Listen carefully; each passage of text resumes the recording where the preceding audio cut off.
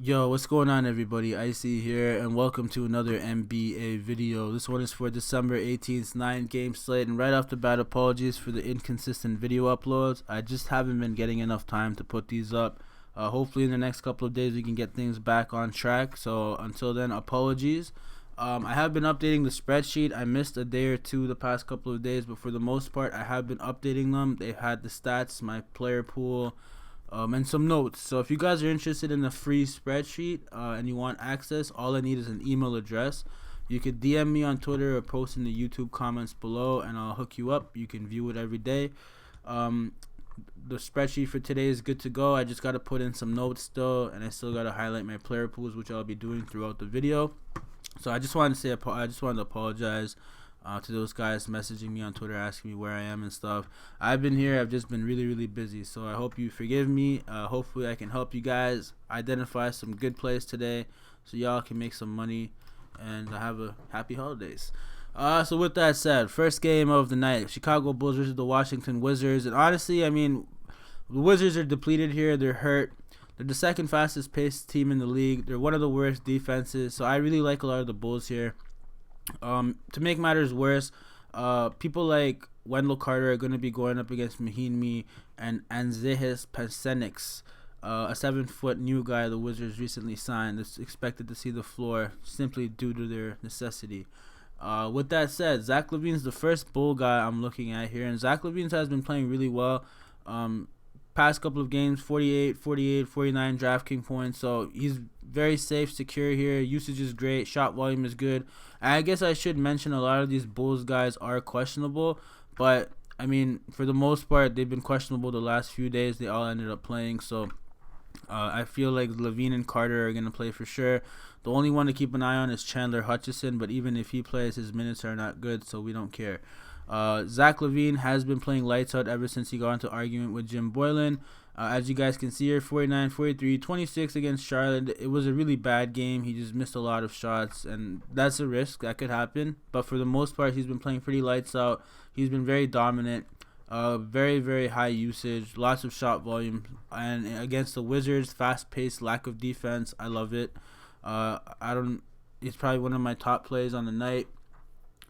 Wendell Carter is another guy I'm looking at 6K just because of the matchup opportunity against some of these 4th and 5th string backups. So he's another guy I'm looking at. Definitely could have a good matchup. He is prone to foul trouble because of the way he plays defense, but at the same time, he's playing around 30 plus minutes a night, so he's someone definitely to look at. And then Thomas Satoransky going back to the Washington Wizards here in a revenge game. 5,300 for Satoransky, who's a very hard-working player. I feel like he won't have his work cut out for him today because the Wizards are so depleted. His teammates are going to be able to help double Beal and Eyecee or Ish whenever they need to get the ball out of their hands. And they will be able to help him, really contain some of these Wizards guards better than usual just due to the injuries the Wizards have. They don't have bona fide shooters, so you don't have to respect a lot of these guys, and you can just double off of them if they're on the perimeter. So I feel Satoransky should have a good opportunity to have a good offensive night here. He does have upside. He could get you 35, 40 drafting points on a given night. In this revenge matchup here, going back to the Wizards, I feel like he's in a great spot. Pace up, lack of defense. I love Satoransky. On the Washington Wizards side, I mean, I'm kind of on the fence with Beal. I don't really like him. I'm on the fence with him. And the reason why I'm on the fence with him is because they're going to be able to double team him. He's not going to be getting that many easy looks. There's not going to be enough floor spacing for him to be able to drive like he usually does with Bryant, Hachimura, Wagner all out. And he's really not going to have that much chemistry with this guy who they recently just signed. So Mahinmi is at risk of getting into foul trouble. And Ish Smith, Isaiah Thomas are all guards that like to handle the ball. They have assist rate as well, so it's not like Bradley Beal's just gonna get the ball in his hands with this usage. He's still gonna be coming up and down the court in alternating fashion with Ish Smith and Isaiah having the ball in their hands, just as much as he does at times. So it's just not a smash spot for Beal. The other thing is the Bulls actually have played good defense against guards the past few days. They've managed to slow their oppositions down, so I feel they're going to do the exact same thing to the Wizards here, which is why I'm not all that excited about a lot of these Wizards play, but I'm just on the fence. Hopefully as the day progresses, more news comes and stuff becomes clear where I might not be as on the fence. But for the moment, I'm on the fence on Beal. I'm on the fence on Ian Mahinmi. 4,600 for a guy that has the foul trouble history like he does. Like, I'm not excited about that whatsoever. Yeah, like 4 fouls, 3 fouls, 1 that was a good one, 3, 4. Like, he's been getting fouls, and I mean, he's 33 years old too. You gotta remember that. Wendell Carter is a very tough, energetic, fast kid. He's gonna give Mahinmi problems to begin with. Mahinmi could get into foul trouble really quickly, meaning they're gonna have to rely on this Anzehis guy, and I don't know how well Anzehis does. I've never seen him play. I don't really have an opinion on him. I am gonna spend a good half an hour today doing some research on him after this video, so I'll put some notes in for you guys so you guys can look at that. But for the most part, Davis Bertans and Troy Brown are the 2 guys I genuinely like. Isaiah Thomas and Ish Smith are reasonable. I'd rather play Isaiah over Ish, but I mean, Bertans takes a dumb amount of shots. He just takes a lot of shots, like 11, 9. Those are low games for him. Those are bad games for him. He wasn't shooting well. But 18, 13, 20, 16, 16, especially with all the injuries, that's what we can expect. This type of shot volume. And if he's going to be making his shots, he's a really good shooter. If you guys go back to some of my earlier videos for this season, I was preaching Davis Bertans' shot. It's one of the most beautiful shot forms in the league. And this guy was shooting over 50-60% on a lot of these three-pointers for that whole stretch. So he's more than capable of going out there and exceeding his price, especially in this matchup. It's just the Bulls play at a slower pace. They've been slowing the opposition down. But 6,500 for Davis Bertans, who should be seeing a lot more usage, who should be in the starting lineup for a change with these guys all out, bodes well with me. But honestly, Troy Brown and Isaiah Thomas would be the safest guys to go with on this Wizards team. Troy Brown, he does have his up and down games, but he's going to be on the floor, at least around 30 minutes in my opinion. And he's more than capable at 5K of getting it done. There are other plays that I feel like are safer, but I feel like Troy Brown is a reasonable play in this matchup that I don't mind getting to him.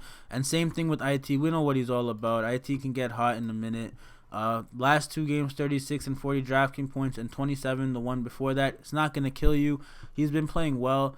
Sorry, he just came back, so those are the older games. I apologize. But 36.75 in his last game back against the Detroit Pistons. Up against the Chicago Bulls, he could definitely go out there and get it done in 25, 28 minutes. No problem playing some IT. But that's pretty much it for this first game, guys. On to the next. Miami versus Philadelphia, a rematch. So the last time these 2 teams played, it did get a little fiery here. The good news is, it's not really good news, but the good news is Philly's injuries are, there's nobody designated for injury, meaning Philly will relatively be at full strength. Miami, on the other hand, will still be without Winslow and Dragic, which is pretty tragic if you ask me. The price has fallen on some of these Heat players, which is nice. They got a little bit too expensive for my liking. The price on the 76ers, on the other hand, is reasonable. Some of these guys are still very nicely priced, like Al Horford, but with Embiid back into the mix, the usage should be down. So it does make it a little bit confusing. Let's just start with the Miami side.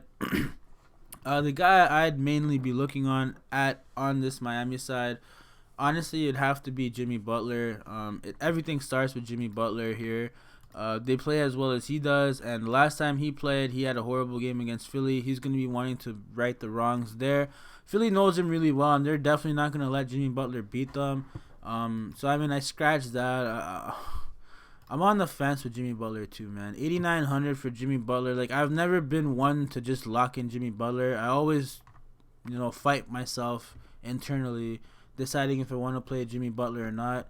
I just don't like the matchup here. Philly's just a very tough defensive team in general. Miami plays at a very slow pace as well. Both of these teams are middle of the pack in pace, so not excited in general for a lot of these guys. Honestly, nothing really stands out to me from this Miami team. Like, I'm not excited about anybody.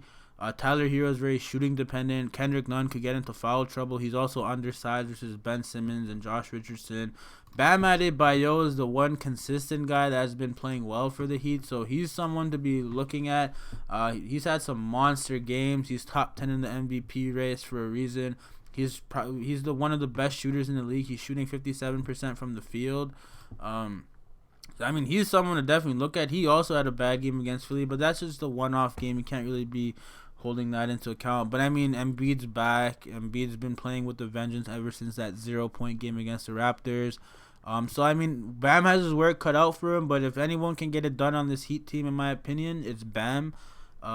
He's just been playing really well. Top 10 MVP candidate for a reason. Most improved candidate as well. So Bam is the guy I'm mainly looking at. I don't really like Olynyk against Embiid either. I had been looking at Olynyk the past few games, but against Embiid in particular, I'm not all that fond of him. He's just a price at 3,700. It's like, it's a very reasonable price. Some of these other guys could get into foul trouble, and that could push Kelly right into the mix there. Kelly's in his prime now, and he has the ability to exceed value at this price, like very, very easily. It's just if he's going to be making his shots. So as you can see, last game he was 0 for 3, 0 for 1 from 3. Didn't really have that good of a game. Minutes were down. But if he's going to be playing 25, 26, 27 minutes, he has the opportunity. So he's another guy I'm on the fence with. But as a whole, I'm not really excited about the Heat or the 76ers for that matter. Excuse me. The Heat actually play good defense. So let's just start with that. So do the 76ers. So this is just going to be a grit and grind game, slow-paced game in my opinion, not a very high-scoring game. And with Philly at full strength, it's also hard to really distinguish which 76er is going to stand out from the rest. They all have a relatively good chance to do well. Of course, it starts with Embiid. He is the guy with the highest usage on this team and the guy with the highest upside on most nights. Again, Bam's been playing really well. He's going to make it tough on Embiid, but it's Embiid. He's one of the best in the league, one of the best at this position in particular. So, Embiid's the guy I'll be looking at, but not all that favorably. 9,800 is a fair price for him. He's been playing good minutes, good usage, good shot volume, good everything. It's just the matchup is not all that great. I like Al Horford at 6,200. Definitely going to see a good amount of run here in this game. He's going to be needed. And he probably has the easiest matchup out of all the 76ers in my opinion. He's going to be matched up with Myers Leonard, Kelly Olynyk, or even Duncan Robinson at times. I don't really think Duncan Robinson matches up with them much. But there will be times where Al Horford will be seeing some DR. So Al Horford at 6,200, more than capable of getting it done. You really want 36 DraftKings points from him. And, I mean, on the season, he's been relatively consistent, averaging 33 DraftKings points on the season. That has been with some of these starters out, of course. But, I mean, more than likely to be able to get it done. So these two are the guys I'm really looking at. I'm not really interested in anybody else because if Philly's at full strength, they're all going to be playing around 30, 34 minutes, meaning these guys really have like 10 to 12 minutes to play with. And some of them are still kind of priced up in my... Well, actually, no longer. They're all actually priced reasonable. But I'm not interested in any of them, so... Go figure. I mean, maybe Josh Richardson at 4,900. He's always someone to consider. He's always the cheapest guy, and he just as much upside. It's just, as you can see, 38, 44, 36, 36. He has that upside. It's just the usage is not there with him. So, up to you guys. Personally, I wouldn't mind Josh Richardson in some capacity, just not a lot. On to the next, Charlotte versus Cleveland. And I'm going to try and speed this up a little bit because we're going to be here forever. So, Charlotte just came off of a pretty subpar game yesterday. Rozier was my pick. I really like Rozier, and they're on a back-to-back. I don't mind going back to Rozier. I feel like I was just a day off with him. He still got 30.5 DraftKings points, but didn't kill me. But, I mean, he was in a good spot, in my opinion, where he should have been able to smash. So $6K for Rozier is a very, very, very cheap price, especially against the Cleveland Cavaliers, who are terrible. So, I mean, I love Terry Rozier. I also don't mind Devontae Graham, but Devontae Graham's kind of been in a shooting slump the past 3 games. He could very easily get out of it in this game against the Cleveland Cavaliers. But Rozier is the main guy I'm looking at. I just have slight interest in Graham. Miles Bridges, 5,600. I'm not interested in Miles Bridges at 5,600.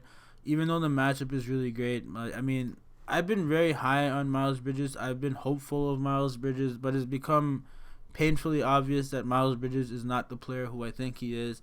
He does have flashes of it, but he's not consistent, and I just don't feel confident enough to recommend him today.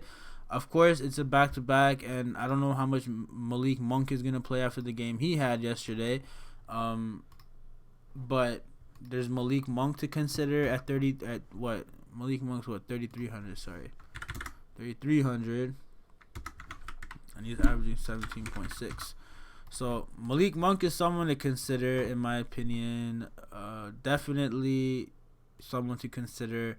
And I mean, yesterday Miles Bridges wasn't really playing in his proper position due to the injury to PJ Washington, but Malik Monk should definitely be getting more minutes as it stands. I don't see why not, especially if Bridges is going to be pulled away from his regular small forward role. Then Malik Monk is more than capable of playing backup to Rozier and Graham, as well as playing some small forward backup to Batum. So I don't mind Malik Monk. Of course, we all know Malik Monk's upside. He's just been killing it from last year, game winners. When he does get minutes, he performs. So if he's going to be getting minutes here, I have no problem. 3,300 Malik Monk, no problemo. Nicholas Batum is another guy that I'm just waiting to have a monster game any one of these days now. The minutes have been good. Last game, it wasn't really that well. He got into some foul trouble. But Nicholas Batum is getting paid a lot of money. He's a trade candidate. Ideally, they'd want to get him out of there. There's a young team, and he's an old guy. So ideally, they'd want him out of this team ASAP, and they'd want to showcase him. So, I mean, Batum should be getting decent minutes here. And one of the main reasons why Malik Monk has been playing is because Batum hasn't been a part of the rotation the past few games. So if Batum's going to be playing, of course, we don't like Malik Monk. But if Batum's going to be out, then we like Malik Monk.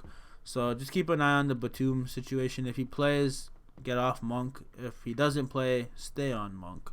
In fact, go over on Monk. But yeah, that's basically it for me for now. I had a lot of Cody Zeller yesterday. I don't know if I showed you guys my lineups from yesterday, but I had a lot of Cody Zeller, so he's another guy that could definitely go out there and have a great game again today. Biyombo too, their price hasn't really gone up all that much. It's gone up a couple hundred. These guys are in a great spot here. Of course, Kevin Love and Tristan Thompson are some of the tougher rebounding big mans in the league. So the reboundings will be down for these guys, but their usage should not. The minutes should not. They're definitely going to be needed with PJ Washington out of the picture. But this is a back-to-back. Maybe Guillermo Hernando Gomez get some extended minutes here, extended run. Marvin Williams could also see a little bit of extended minutes, extended run. He did play 25 minutes yesterday, but he is 33, so he might get rested today, and that might open up more minutes for like MKG or even Miles Bridges. Miles Bridges just plays 30 minutes regardless, but he played 21 minutes last game, and he just had a horrible game. I don't know. It's Charlotte's. Most of the time, I don't have a problem with Charlotte. Just today, I don't know. It's just a little confused with this Miles Bridges, Batum, and Malik Monk situation. So I guess just keep an eye on this 3 stuff for now. But for the rest of these guys, as long as these guys are going to be rested or on a minutes limit due to them being on a back-to-back, I have no problem getting to Biyombo. Zeller would be the guy slightly at a risk due to his injury history recently. But, I mean, they're both 27 in their prime, man. They should be good to go today. On to the Cleveland Cavaliers. Where do we begin with the Cavaliers? The Cavaliers. Honestly, I feel like Colin Sexton should have a good game here. He had a great game the other night as well. I was all over him against the Raptors. He's just the type of guy that gives the Raptors trouble. He's a decent player. Like, I know he probably thinks he's like Allen Iverson or something, but he's not. But he plays like with this pace and this like aggression that at times when it's working it looks really nice. When it's not, it just looks like he's an idiot. I was like, what is this guy doing? But when it works, it looks really nice, and I believe in this kid. I believe in Colin, and 5,400 is a great price for Colin going up against Rozier and Graham. Rozier is a little bit of a tougher guard to go up against on a night in and night out basis, but Colin Sexton is just super fast. He's pretty crafty, and I feel like in 30 minutes he could exceed value here relatively easy in this matchup. So I don't mind getting to some Colin Sexton. The usage is great on him, so give me some Colin Sexton. He's been getting better and better throughout the season. So, I mean, he started off slow, but now he's picked it up, and he's been playing somewhat consistently where I can, confidently pick him. So I don't mind Colin Sexton. Kevin Love, you always have to consider at this price. The minutes have been horrible for him. I mean, we don't know what kind of minutes he's going to be getting. If he gets 30-plus minutes, I'm all over Kevin Love. But if he's going to get 25 minutes or 20 minutes or 22, then I don't really want Kevin Love. It's just this matchup. He should be in a good spot here against Zeller and Biyombo. If it's 3 shots falling, definitely could go out there and smash it. Of course, if this game does get out of hand, though, he's going to be one of the first persons to get benched. Tristan Thompson's another guy that could go out there and have a monstrous game. He's been somewhat quiet the last few games. He's been consistent but quiet, so I don't mind recommending Thompson either. He's a viable play. He's fairly safe in my opinion.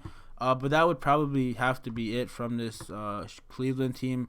I mean, I have to give a shout out to Jordan Clarkson. He's had 2 subpar games, but he just had a plethora of games where he was doing above average. And I mean, he was back at in his hometown there, and Boston's a tougher matchup, but he did well. But 4,200, I mean, he could definitely get value at 4,200. I just put him on the fence for now. I have to think a little bit more about Jordan Clarkson. But I mean, in this matchup, like, definitely Jordan Clarkson is going to be the 6th man off the bench. The usage is great when he's on the court. Minutes are up and down, so it depends on the minutes. If he's going to be playing 30 minutes, I love Clarkson. If he's going to be playing 20-ish minutes, not really in love with Clarkson. So he's basically a point per minute type of guy. Whatever minutes he gets, the points he gets. As you can see, he averages 22 minutes per game. He averages 22 DraftKings points per game. Point per minute by definition. So I'm on the fence with Jordan Clarkson. If he's going to be getting minutes, if you think he's going to be getting extra minutes today in this matchup, lock him in. He's a good pick. On to the next. Toronto versus Detroit. Dwayne Casey versus his former team. Now, I'm not a fan of this game. In general, I'm just gonna be honest. We're on avocado watch with Drummond. Balake is flaky, so we don't know what kind of Balake we're gonna get. 5,900 for Balake is great. He's expected to play, but I mean, I just don't trust Blake, man. Blake, 7, 21, 11. Blake, come on, Blake. Balake, what the hell, man? I don't know what to do with Balake. He's burned me. I've literally been burned those 3 days. Like, I kept picking Balake. I'm like, oh my god, fast-paced matchup against New Orleans. Balake. Oh, against Dallas with no who did they play? Yeah, I think Doncic was there, but yeah, 3 for 16, man. What the hell?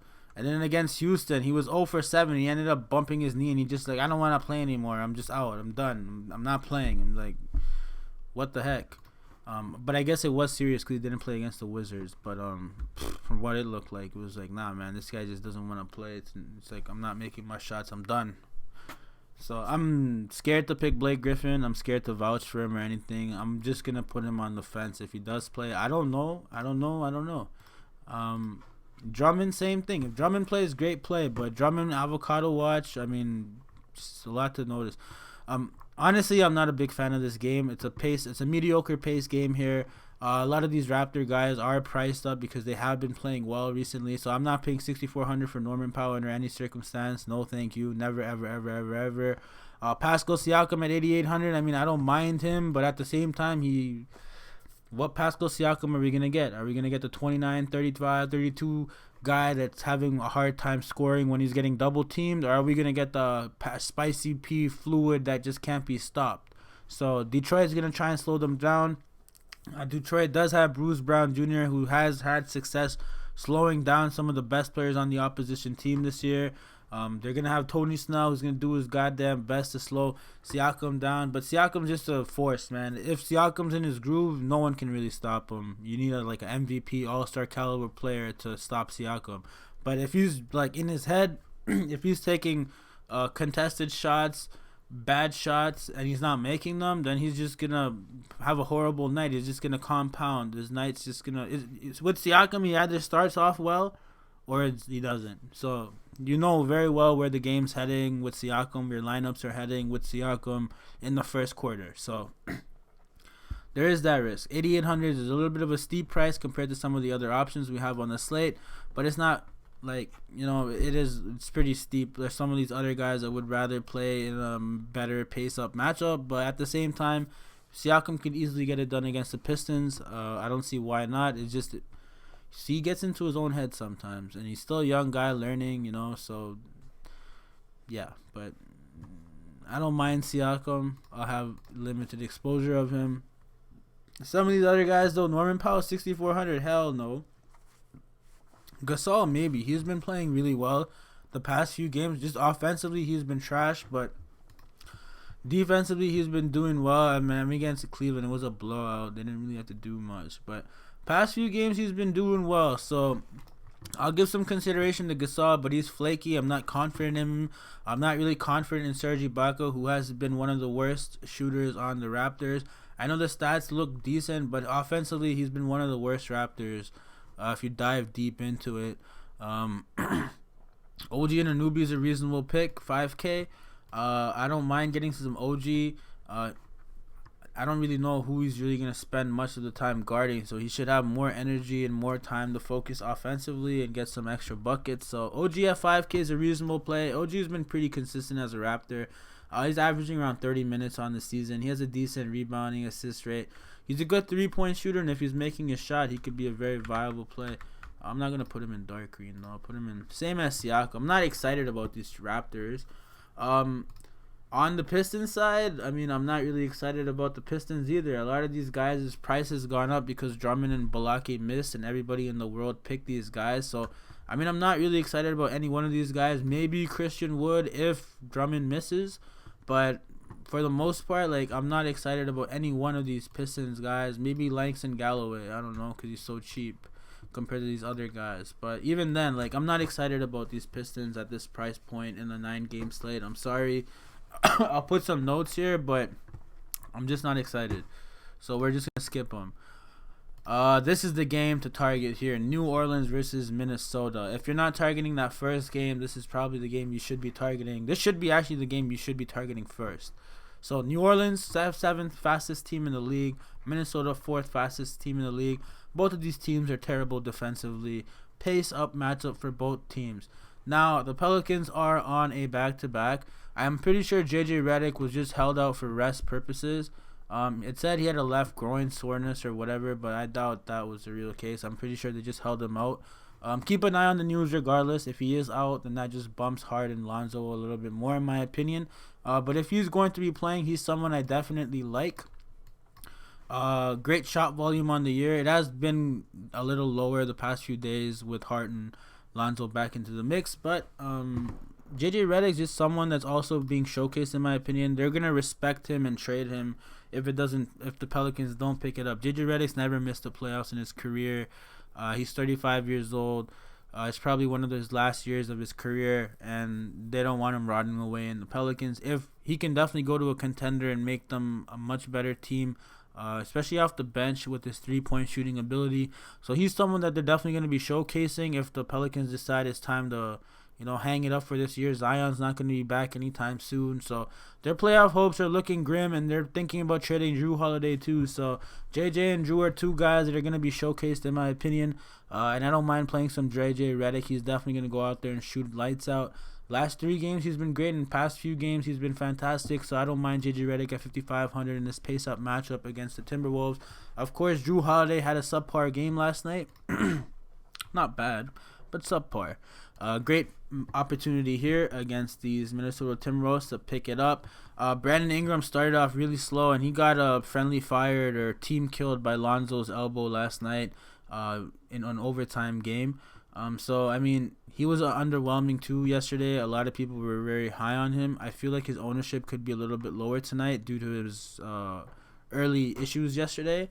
And maybe a lot of people don't focus on how he ended up doing. So, they might have a recency bias there. There is a lot of other guys also at the price point. So, I just feel like Brandon Ingram gets a little overlooked here compared to normal.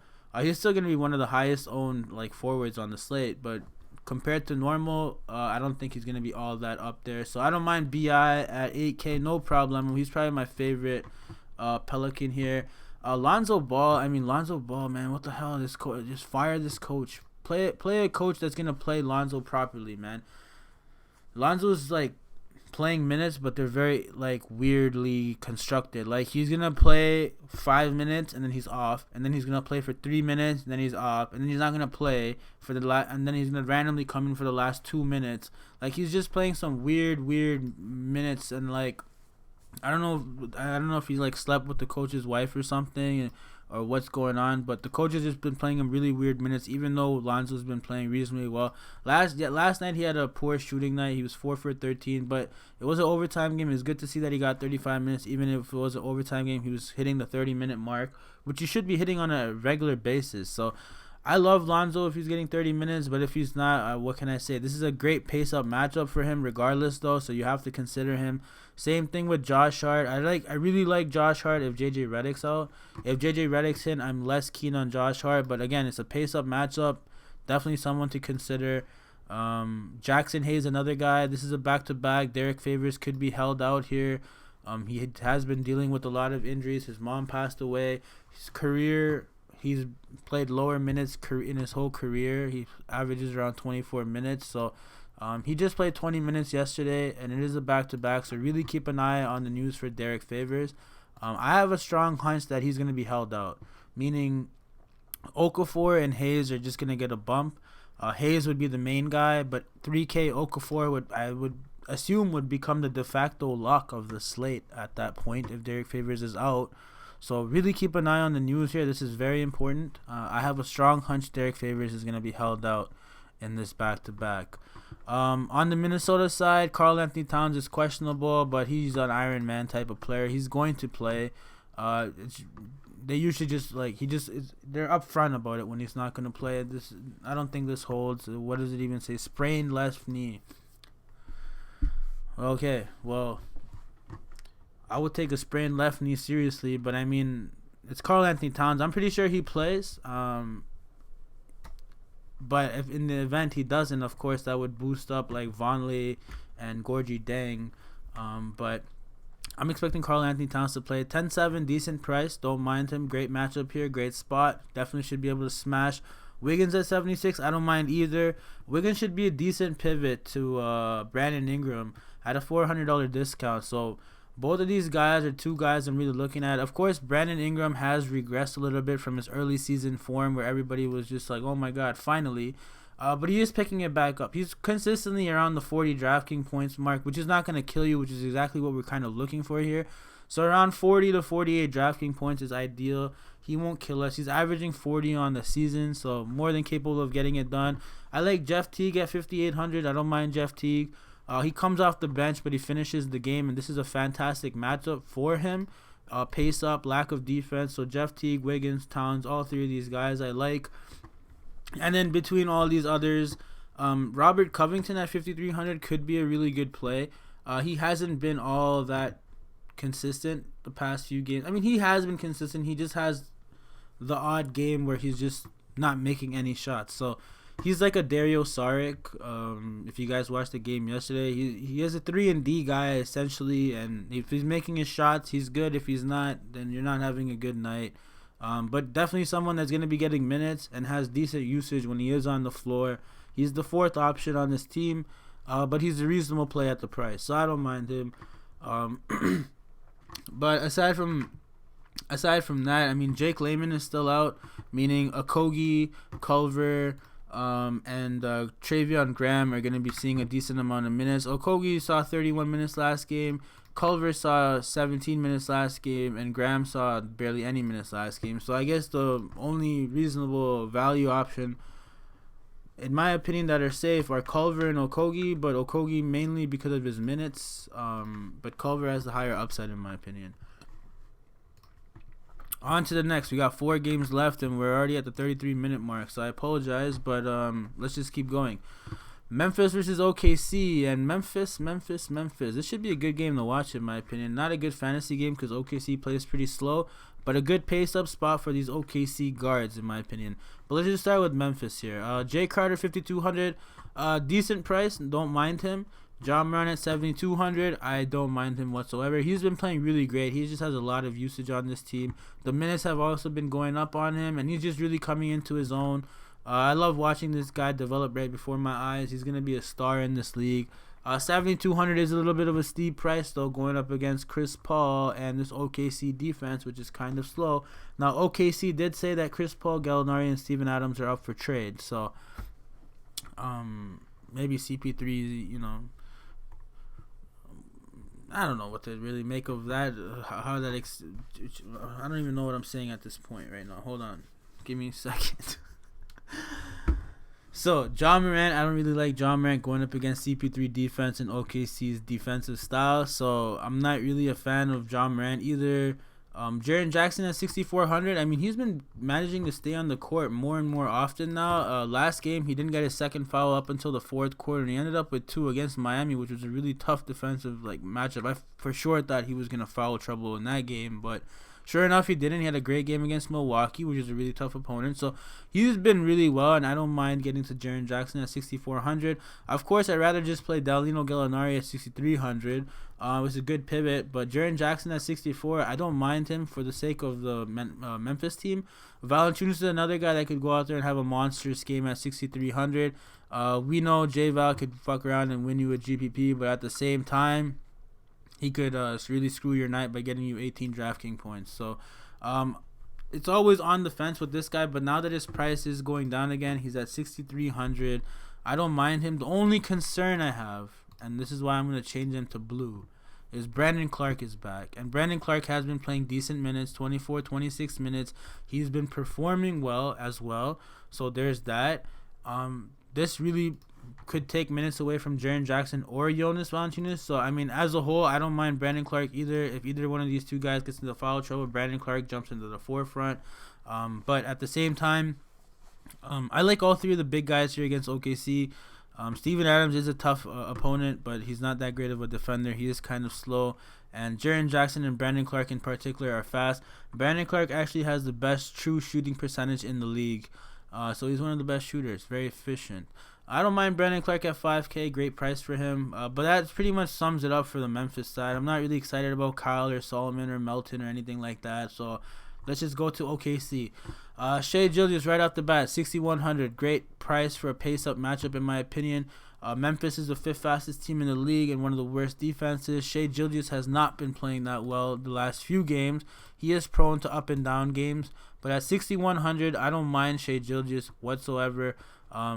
We need 36 from him, and as you can see, he averages 31 on the season, and he has a couple of games where he exceeded that already. So he has a 30-40% chance of exceeding it, especially in this pace-up matchup in my book. So I don't mind Shai Gilgeous-Alexander. Chris Paul at 7,500. I mean, he's been playing really well. I didn't expect Chris Paul to play this well in OKC, but he's playing really well. Got to give him props for that.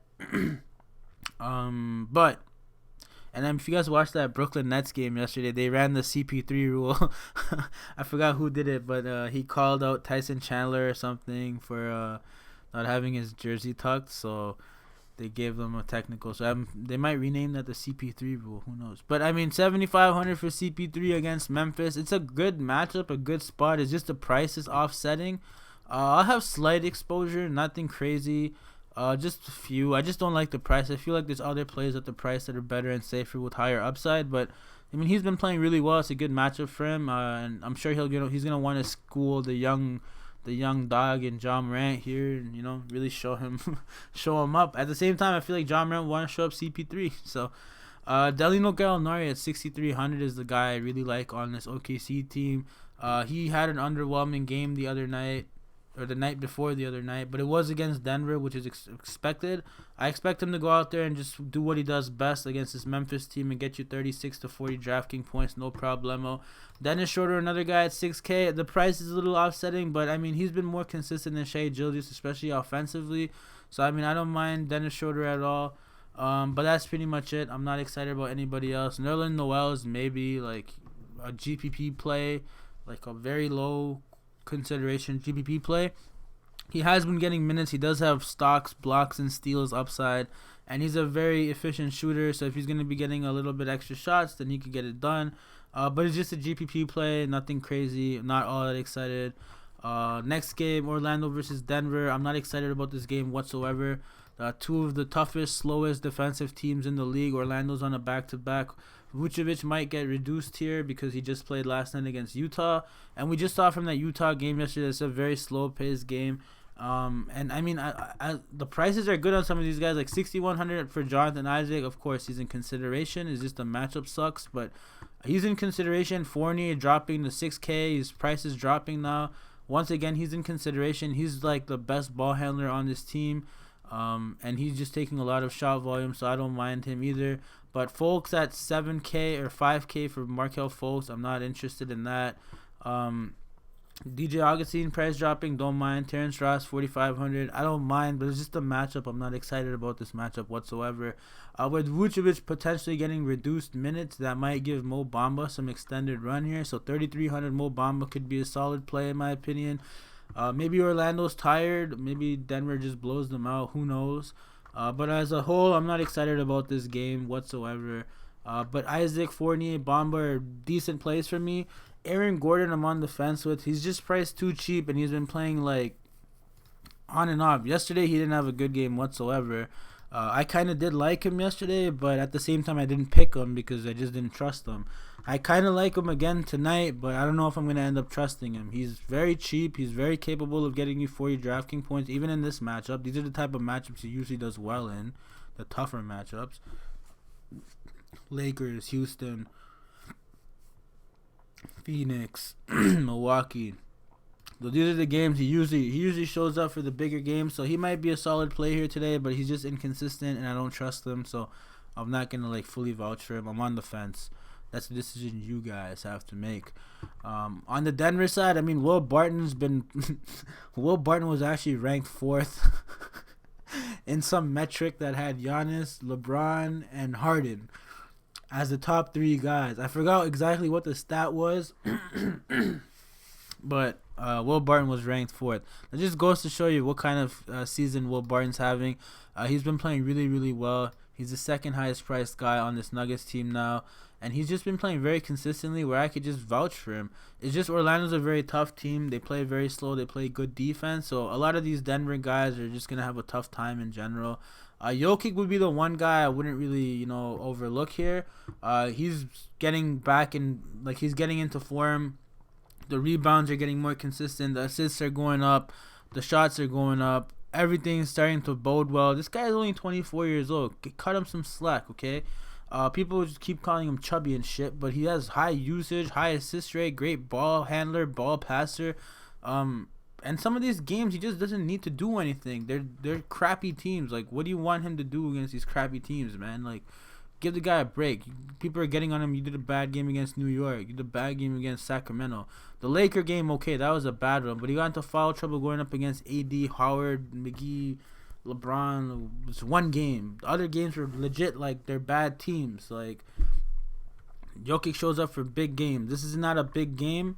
But I'm not gonna overlook Jokic because it seems like he's really getting into another. He's picking his groove up again, and he's getting in a groove. So I'm not gonna totally overlook him. But I'm still gonna be on the fence with him. 9,100. I'm not sold, and it is a tough team, but it's a crappy team that doesn't really merit much respect in my opinion, at least for the Denver side. So I'm not really sure how much Jokic really wants to go off here, but he has a good chance. 9,100, just as much as Embiid, and probably higher upside in my opinion, since Philly's at full strength. Will Barton, Gary Harris, Jamal Murray. I'm not really fond of these guys. Jokic, I'm on the fence with, but I'm not really excited about this game. Boston versus Dallas. Tatum is questionable, so we got to keep an eye on that. As a whole. What's wrong with my throat?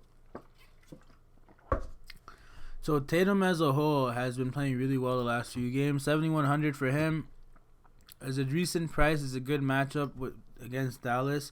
But I'm personally just fond of Jaylen Brown here. 7,400. I don't mind Jaylen Brown. His minutes have been really great the past few games. He's been performing really well. I mean, against Philly it was a bad game, but a lot of people have bad games against Philly. Against Dallas, he should be matched up against some Tim Hardaway Jr., Seth Curry, DeLon Wright type of stuff. So it should be an easier matchup for him. Kemba Walker, wow, 7,400 for Kemba Walker. Why? That's so cheap. How do you not play 7,400 Kemba Walker? What the hell? I mean, Kemba Walker, I didn't even notice the price before, but 7,400 for Kemba Walker is a fantastic price. 6,300 for Hayward. I don't mind it, but I'm on the fence. I need to look at some stuff first before I say anything else. But yeah, I'm on the fence. Like, I don't mind it, but at the same time, it is kind of concerning just based on the matchup here. But that's pretty much it. Of course, the Boston side still missing Marcus Smart. Cantor and Thies are continuously gonna eat each other's minutes. Wanamaker is not really the guy I'm looking at anymore. He's just been inconsistent too much now, where I just don't trust him. So those is just essentially these four guys here for the Celtics. There's four starters. On the Dallas side, of course, you got to look at KP. His price is up now, 8,300.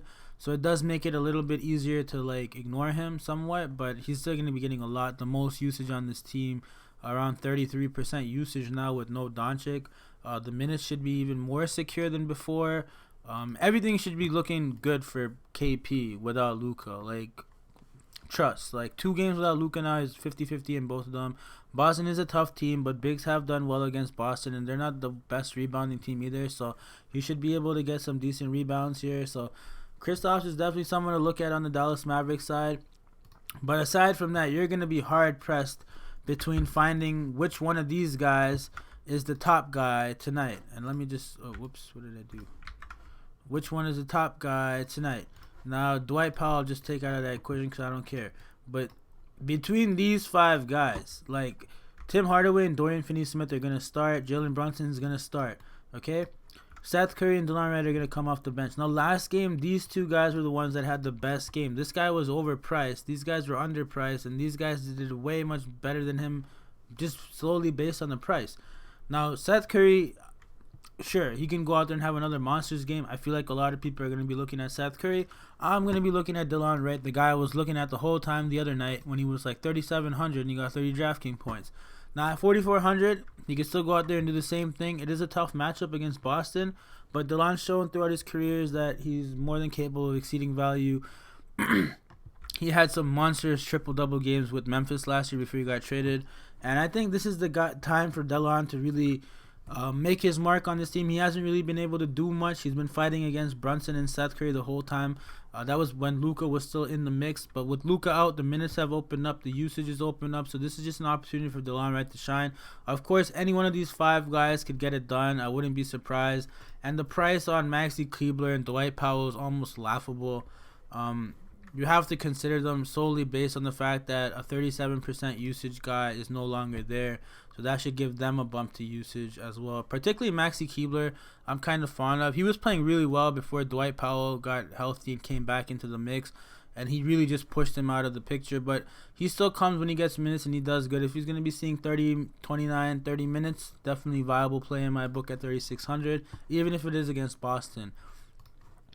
Now for the last game of the slate, and of course this one we know that we've seen this game already a couple of times. So D'Angelo Russell has yet to play Portland.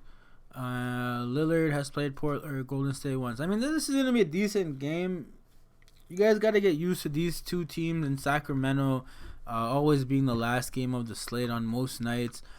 Golden State as a whole has been very, very challenging to predict and, get right. With that said, there's some reasonable plays here that I don't mind getting to, starting with D'Angelo Russell and Eric Pasha. Both these 2 guys are guys I'll be considering first and foremost. Eric Pasha's minutes have been down, but he has been dealing with a hip issue. Draymond Green has been playing more and more minutes, but I mean, Draymond Green's just up and down. I'm on the fence with Draymond Green on most nights. Eric Pasha was the guy that was getting it done. He was one of the best bums on the Golden State Warriors team, but since he's been injured, he's been somewhat up and down. So, light exposure. Keep an eye on the news for him. But D'Angelo Russell at 7,800, he should have the green light to shoot. Portland is not great defensively, and D'Angelo Russell has had a terrible couple of games. In his last few games. He has had some good ones too, but for the most part, he's been underwhelming. Good bounce back spot for him against Portland, who doesn't really have the best defense in the league. But aside from that, Alec Burks at 5,400. He's been taking a lot of shots and he's been somewhat consistent. They just had a bad game against Sacramento, but before that he was playing relatively consistent. So I don't mind Alec Burks either. I'm just gonna take Pascal off for now because I'm just going all over the place right now. But D'Angelo Russell and Alec Burks are the two guys I wouldn't mind getting to. On the fence with Draymond Green, because of course we know his upside. He could definitely go out there and get you like 50 DraftKings points, or he could get you 15. So there's that. Willie Cauley-Stein got 6 steals the other night, so I don't think that's like repeatable. I highly doubt that's repeatable. And then Damian Lee is another guy that I was kind of keen on. 3,900 for Damian Lee. I don't mind him whatsoever. Great price for him. He was someone that was playing a good part in the rotation before he got injured, and now that he's back, I expect him to pick that back up. He should be playing around 24, 26 minutes on a nightly basis. He played 34 and 26 in his last two games, so the minutes are going up, which is good. The last game he got 36 mainly because it was a blowout. So I'm expecting 24 minutes for this guy, 24 to 26. At this price point in this matchup, it's a great price for him, so I don't mind him. Of course, there's still Kevon Looney, who's still like not getting the minutes, and some of these other guys, Spellman, Chris. If Draymond's playing, then they're definitely not getting the minutes. So there's that. On the Portland side, I got to go with Whiteside, man. 8,500, it is steep. Don't get me wrong, it's a pretty steep price for Whiteside, but he's definitely someone that could exceed value and get it done. 40 DraftKings points in his last game against Golden State, 35 in his last game against Phoenix. A little bit of an underwhelming game for him, but he was playing with 4 fouls, so he wasn't able to do what he does. But he had a great game against Denver, great game against New York. He's just been playing really well, and he's in his contract year, so he's really going out there on a night in and night out basis and trying his hardest. So Whiteside is someone definitely to look at here. I don't mind him. Lillard, I'm still waiting for Lillard to have one of those solid games. Ever since Melo is in the mix, Lillard just hasn't been getting it done. McCollum, Anthony, Lillard, like all three of these guys I'd be on the fence with. I guess Anthony is like probably the safest, as weird as it sounds. He's been hitting value consistently or getting close to it. He hasn't been burning people. His price is also the most reasonable out of the three. Usage is fantastic. Go figure. This guy was sitting in obscurity and now he's back in the league playing well. Good for him. Bazemore, fade more. I don't really like Bazemore that much, but I mean he's getting decent minutes now with Rodney Hood out of the picture. He's more than capable. It's just some nights he doesn't do anything and some nights he does everything. So I'm on the fence with him as well. Whiteside essentially is the only Portland guy I really, really like. You could go with some of these other guys. You wouldn't be wrong. But Whiteside's the guy I mainly like. And that's pretty much it for this video, guys. I don't really like anybody else on this Portland team. Keep an eye on my Twitter. I will be updating it throughout the days. I will be trying to put in my notes here for some of these players, so keep an eye on that as well. I will be updating the blue guys to green or clear, hopefully, if I get more news. I'm going to be doing some research on Anzehes Pasenix. And then, yeah, hopefully the spreadsheet will be updated. Hopefully I'll be able to put up a video tomorrow too. And hopefully you guys enjoyed this video. If you did, please like, comment, subscribe. Let me know what I could do better. And with that, best of luck tonight, guys. Take care. Bye-bye.